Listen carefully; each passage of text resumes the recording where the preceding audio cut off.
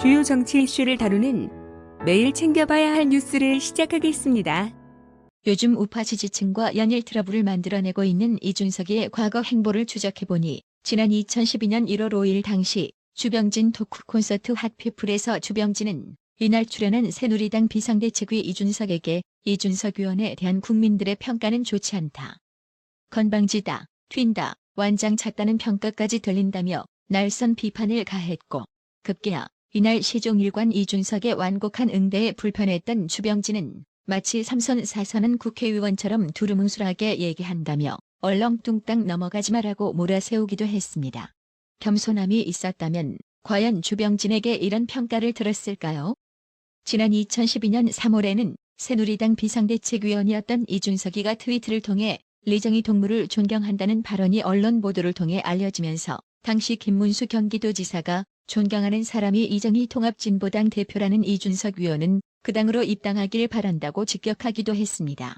분명히 장담하건대 정치인이 지지층과 싸우는 꼴불견스러운 장면을 연출하고 있는 이준석의 정치 인생은 여기서 끝난 걸로 보입니다.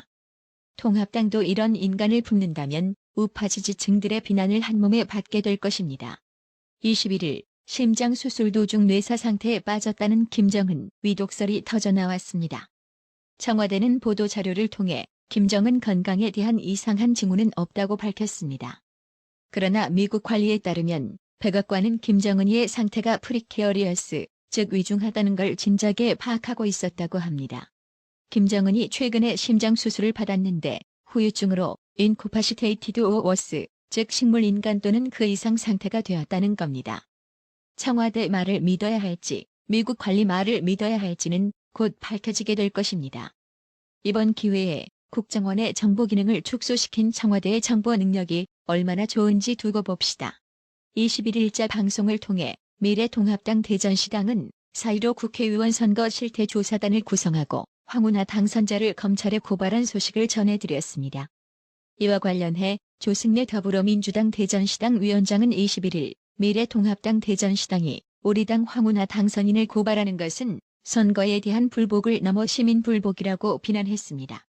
이에 황운하를 고발한 대전시당 소속 김소연 변호사는 페이스북을 통해 선거 불복이라는 것은 민주당이 프레임을 씌우고 기자 몇의 제목을 그리 뽑은 것일 뿐입니다. 저희 조사단은 공당의 구성원으로서 그리고 지역사회에서 일해온 법조인으로서 시민들의 진지한 요구에 대해 책임있는 자세로 검증과 법적인 절차를 진행하려는 것입니다. 선거의 공정성 시비에 대한 논란 검증과 사후 대책 마련은 대전의 40% 이상 시민들의 지지를 받은 저희들의 의무이기도 합니다.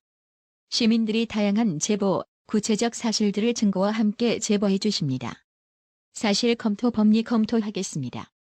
선거에서 패배했다고 국가 보조금을 받는 정당의 구성원이자 시민들의 지지를 받았던 저희들이 모든 창문을 놓아버리거나 시민들의 요구를 무시해서는 안 될 것입니다.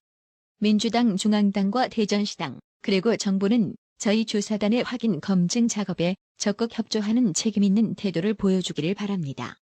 민주당으로서도 시민 한 사람 한 사람이 제기하는 한 점의 의혹에도 명백히 검증받고 규명해주는 것이 집권당으로서의 시민적 신뢰를 공고히 하는 길일 것입니다라고 입장을 밝혔습니다. 지난 19일 미래통합당 대전시당은 지난 4.15 총선에서 더불어민주당이 대전시의 7개 선거구를 석권한 것과 관련해 일부 부정선거가 의심된다며 선거실태조사단을 출범시켰습니다. 이와 관련해서도 김소연 전 후보는 페이스북에 금반지 게이트 제보를 기다린다는 글을 올리고 대전의 한 동네 작은 금은방에서 일주일 새 시가 30만원 상당 돌반지 300개가량과 골드바시가 150만원 상당 5돈짜리 25개가 유통됐다며 의혹을 제기했습니다. 김소연 전 후보는 그러면서 골드바는 투자 가치가 있어 자금 세탁용으로 쓰이기도 하지만 요즘 코로나로 돌잔치도 안 한다.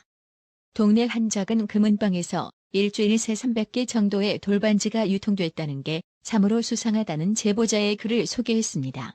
이어 더구나 본선거 선거운동 기간이라는 점 그리고 마지막 주문이 취소된 점이 너무 이상해 제보했다고 한다며 지난 13일 누군가가 금반지 130개를 더 해달라고 주문해 15일 물건을 조달할 수 있다고 하니 추가 주문을 포기했다고 한다고 전했습니다. 김소연 전 후보는 대전 지역 동네 금은방들을 몇 군데 알아본 결과 30년에서 40년 동안 금은방을 하신 분들 중 대전에서 이런 식으로 대량의 돌반지가 한꺼번에 유통된 적은 본 적이 없다고 한다며 우리 대전에서 선거를 앞두고 이러한 대량 거래가 있었다는 게 놀랍기만 하다고 지적했습니다.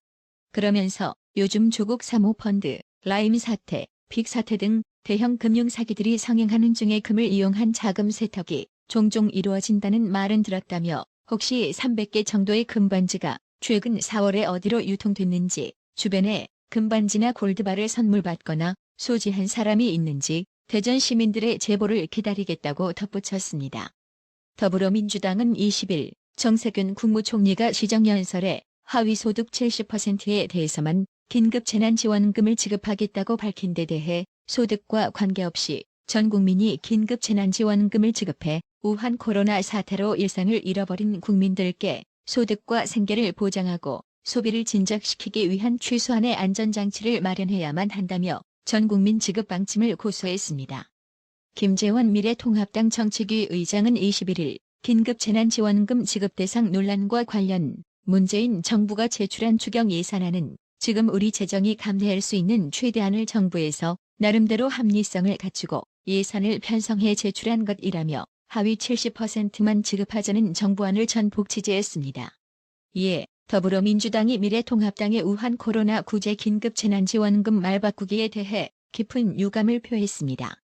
강훈식 민주당 수석대변인은 21일 서면 브리핑에서 통합당은 총선 기간 우한 코로나 피해 구제를 위한 긴급재난지원금을 전 국민에게 지급하자고 주장했지만 총선이 끝나자마자 소득 하위 70%에게만 지급하는 쪽으로 말을 바꿨다고 지적했습니다.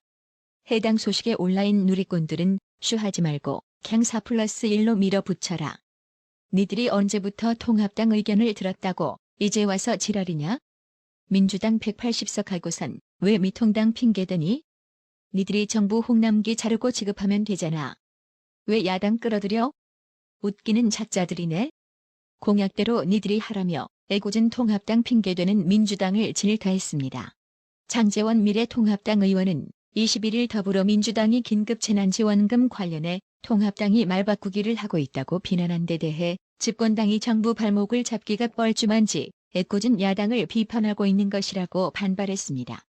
장제원 의원은 이날 페이스북을 통해 정부가 재난지원금을 전 국민에게 지원하자는 민주당의 주장에 난색을 표하자 민주당은 뜬금없이 미래통합당을 공격하기 시작했다며 이같이 말했습니다. 그러면서 참 어처구니가 없다. 언제쯤 어른이 될런지 걱정스럽다라며 민주당은 힘없는 미래통합당을 공격하기 전에 정부부터 공격하라고 hir난했습니다. 장제원 의원은 이어 하위 70%에 지원하자는 안은 정부안이고 국가재정 건전성을 고려해 하위 70%로 하자는 것도 정부가 주장하고 있는 것이라며 누가 정부의 발목을 잡고 있냐? 재난지원금은 복지가 아니라면서?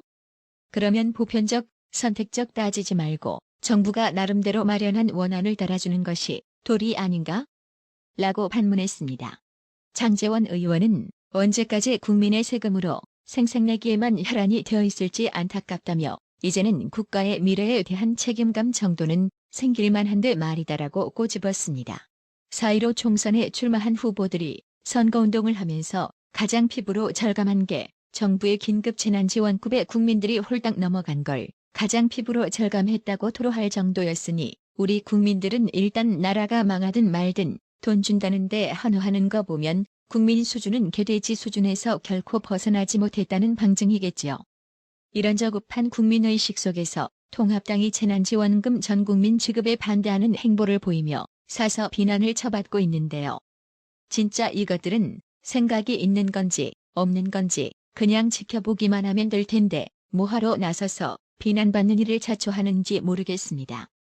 또다시 민주당은 기재부가 전 국민 지급에 반대하는 상황에서 통합당이 비난받는 역할을 대신 해주니 숨어서 쾌재를 부를지도 모르겠습니다. 좌파 복지 포퓰리즘으로 무너진 베네수엘라 경우를 진짜 남의 일처럼 여기는 대한민국 국민들. 나라가 망해서 국민 개개인에게 불행이 닥쳐야 비로소 무분별한 복지 포퓰리즘이 독약이라는 사실을 깨닫게 될지도 모르겠습니다. 하지만 여기서 경제 성장에 너무 큰 비중을 두다 보니 그동안 우파가 복지 정책에 인색했다는 오명은 반드시 떨쳐버릴 필요가 있습니다. 이게 이번 4.15 총선에서 우파가 정책적으로 간과했던 부분입니다. 그동안 우파는 선택적인 복지 정책을 추구하면서 한편으로는 성장 정책 우선주의로 복지의 사각지대를 좁히지 못했다는 평가를 받아왔습니다. 국민들의 복지에 대한 염원은 갈수록 높아지는데 우파는 선택적 복지 가치만을 내세우며 국민 기대치를 충족시킬 복지 정책에 대한 소홀한 점은 없었는지는 반성해볼 필요가 있겠습니다. 이제 시대가 변해서 복지가 좌파의 전유물로 생각한다면 그건 큰 착각일지도 모르겠습니다.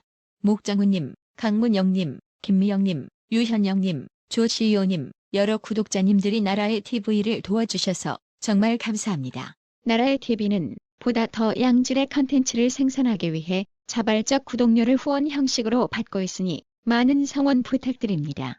구독 그리고 알람 설정, 뉴스 영상 내용이 좋았다면 좋아요를 클릭해주세요.